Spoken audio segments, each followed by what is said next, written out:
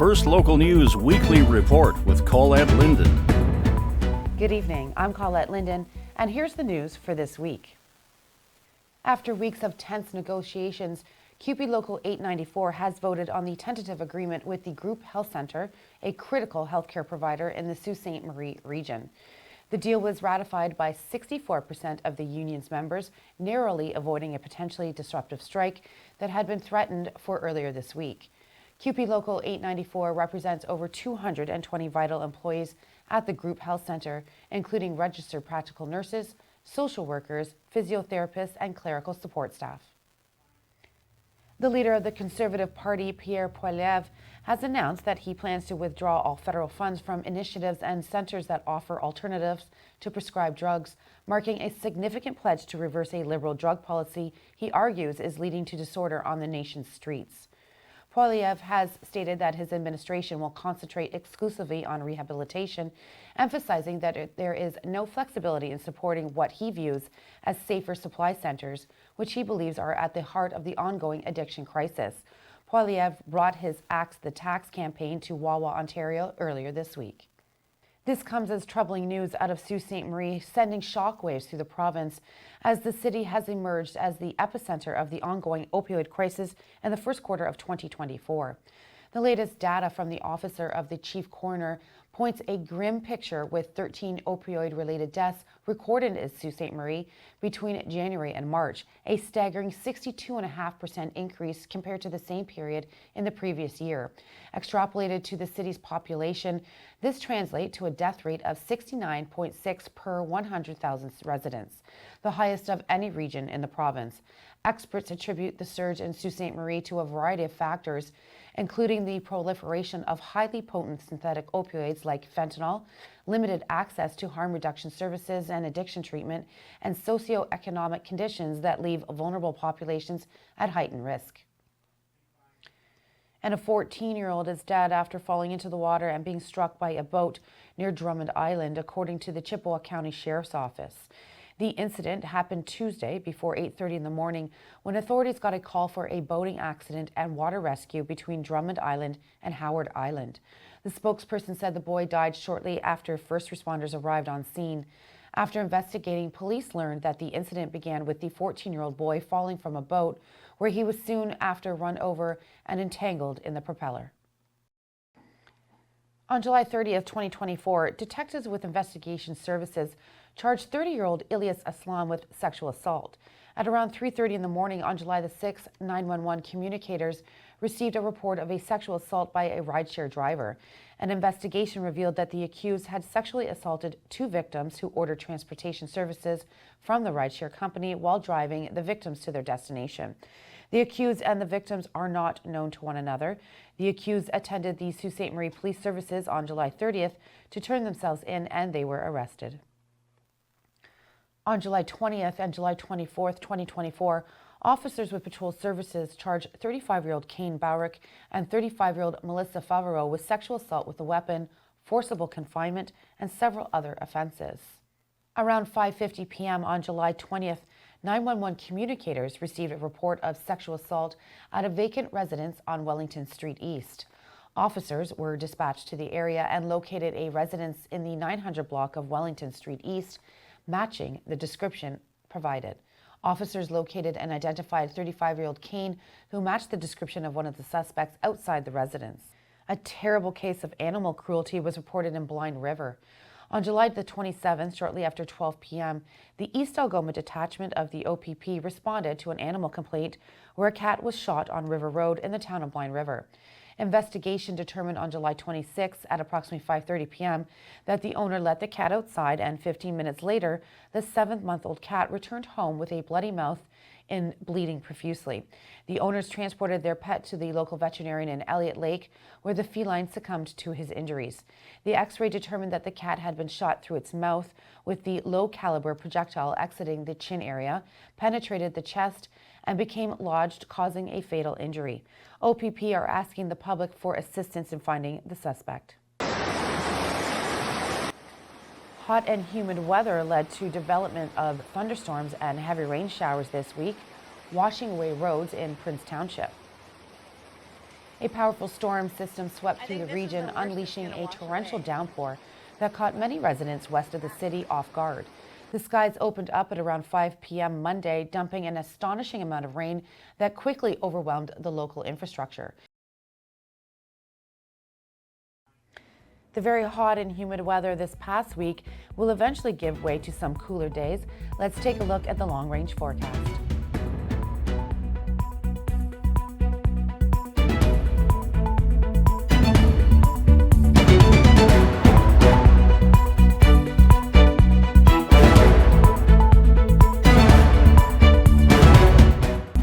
The First Local Weekly Report is made possible with the support of these community-minded sponsors. The Medicine Shop, offering professional and confidential pharmacy services. The Medicine Shop, 59 Great Northern Road. Terry Sheehan, Sault Ste. Marie MP, working for you. Canadian Tire, made for life in Canada, 200 McNabb Street, Sault Ste. Marie. Welcome back. On July 31st, 2024, detectives with the Crime Suppression Unit and Drug Enforcement Unit, with assistance from the K-9 Unit, Emergency Services Unit, Investigation Services, Patrol Services, and the OPP, charged 32-year-old Jonathan Greaves with several firearm and drug offenses. At around 10:40 in the morning, detectives executed a search warrant at a unit within a multi-unit residence building in the 0 to 100 block of Grace Street. The accused was located inside and arrested. The total estimated street value of drugs seized is over $43,000. Meanwhile, one person is in hospital and 2 youths have been charged following a stabbing incident in Batchewana First Nation.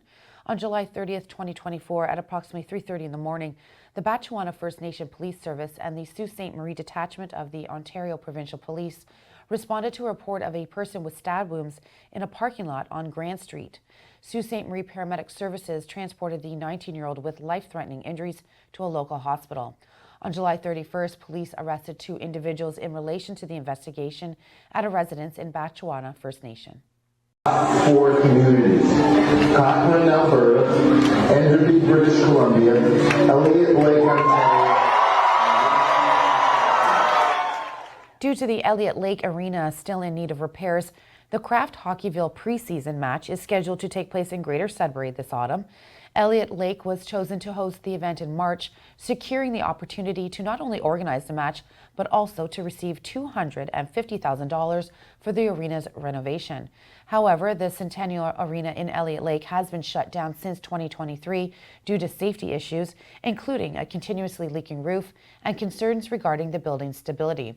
In May, officials from the city issued a report indicating that fixing the wooden framework would cost at least $4.3 million. Despite these challenges, Sudbury has stepped in to organize the September 29th Hockeyville event on behalf of Elliott Lake. We have more coming up as we head down to the Paranormal Cirque happening this weekend at the Station Mall. We'll find out what's going on right after this.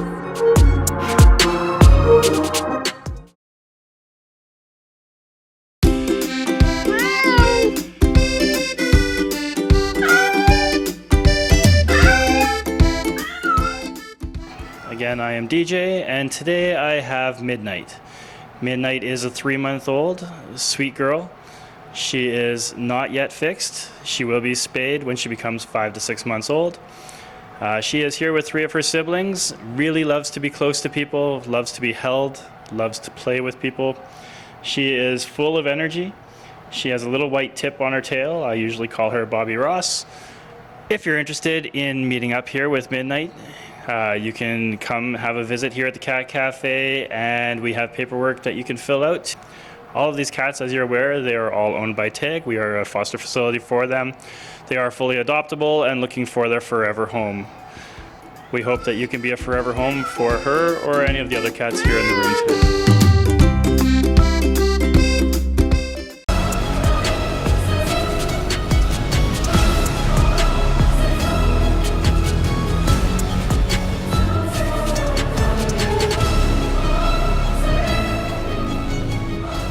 We're here with Benjamin Holland. He is a contortionist in the show for Paranormal Cirque. And we're here down by the station mall. It's an awesome setup. Benjamin, welcome. Thank you very much. Appreciate it, Ms. Clay. Thank you very much. I half expected you to be in a twist for me right now. I will be. That's coming up next. Okay, good. So let's start about talking about the show. It's theater, cabaret, acrobatic. You're a contortionist, so tell us some exciting stuff about what we're going to see tonight. Of course. I mean, I think that paranormal circus, everything you kind of normally think of when you think of a circus. We got, like you said, crazy acrobats, amazing stunts, side-splitting comedy, all kinds of fun. Mm-hmm. But it's with this kind of scary, spooky, horror, Halloween-themed twist. That's awesome. We got our acrobats that are zombies. We got a vampire magician. We got all kinds of undead creatures walking and crawling around, ready to scare you. Yeah. So it's kind of, I would say, that mix between a horror movie and a circus. It's for those people that want it to be Halloween all year round. This is the circus for you. All right. So if you like Wes Craven, this is where you should be, right? Absolutely. Okay, cool. Yes. So this is rated R. Let's talk a little bit about that because it is a long weekend and families are around. I know 13-year-olds have to be accompanied by adults. Yes, that's right. Why the rated R? Yes, so the show, it's rated R. It's for adult language, kind of adult-themed jokes. It's kind of bloody, gory, scary at times. So we don't recommend it for children. I would say leave the kids at home. It's a nice day out for mom and dad. For you to go out to with your friends, something like that. We do allow 13 and up as long as you're accompanied by an adult and you guys want to come and sign a waiver. But I'd recommend it's an adult's night out. Come out and have a great time. Yeah, hire that babysitter. Yeah. Okay, so you've been on the road for quite a bit. Where have you been already? Absolutely. So we've been touring all across Canada all this summer.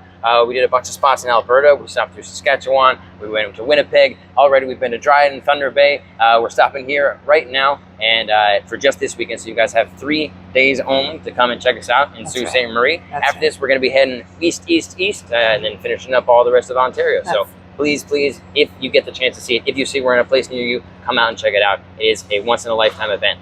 If you're going to say that you're a world-class show, and I think that we really are a world-class show, what you need to do is have talent from all around the world, because that's really, I think, the only way to have a world-class show. Absolutely. So we have people from all corners of the globe. We have people from Mexico, from Argentina, from China, from Italy, from Senegal and Africa, from all over, and they've all come here together. It's all one big mash of culture and acrobatics and entertainment to really provide you guys with, I think, a fantastic experience. Okay, I have one question I need to ask you. How did you figure out that you wanted to be a contortionist, and what did your family think of that? I think I wouldn't say I would figure it out. I wanted to be a contortionist. Yeah. I saw a guy on TV, and I was maybe 8 or 9 years old, and he was doing all kinds of crazy tricks, popping his bones out of place, and I just thought it was the coolest thing in the world. And I said, I want to try and do that. I want to, try and be like that. Not for any reason. I never thought this is, how this would end up. And now I work at a circus. But that's awesome. That's awesome. You just keep on trying and more. And now this is my job. And, my family think it's great. Of course they do. It's a job like any other. And I'm out here. And, it's they're very nice. They're very supportive. And some people's children are plumbers or electricians. And I pop my bones out of place. I think that's great. Let me see it. Can I see a little example? Yeah, come on. Right? Yeah. There you go. It's real. Here, touch. Ow! That's awesome. Well, congratulations on that. Okay, so what is your favorite part of the show? If you could give a little tidbit. Absolutely. For me, my favorite part of the show, we have this lady out here, absolutely incredible. I get to see the show every single night. I've seen it thousands of times, literally thousands of times. Yeah. But still, one of the things that really, really amazed me, we have a lady, she ties her hair in a knot, and then she hangs just suspended by her hair, swinging around up 30 feet in the air. There's no safety nets. There's no, any kind of harness or anything. She's hanging literally by her hair, swinging around over everybody's heads. That's one of the very few things that I still say, I have no idea how she does it. I would never do that. That's awesome. I don't recommend it. No, I know. I'll keep that talent hidden. There you go. Okay, well, great. Well, thank you very much. Again, we are down here at the station mall in the parking lot. The setup's cool. This is where you come in and enter, and then the big reveal would be through the next tent. Yes, right? That's right. Yeah. And we're expecting some zombies. That's great. Guys, get your tickets and get on down here. This is a very cool experience, and we're really happy to have you in our city, Sault Ste. Marie. Thank you very much for that. Congratulations and good luck for tonight. Thank you. We're going to head to a commercial right now, and we'll be right back. The First Local Weekly Report is made possible with the support of these community-minded sponsors. Arch, the Algoma Residential Community Hospice, 229 4th Line West. That will do it for us this week. You can find more news anytime at firstlocalnews.com. I'm Colette Linden, and on behalf of everyone here at First Local News, have a great week.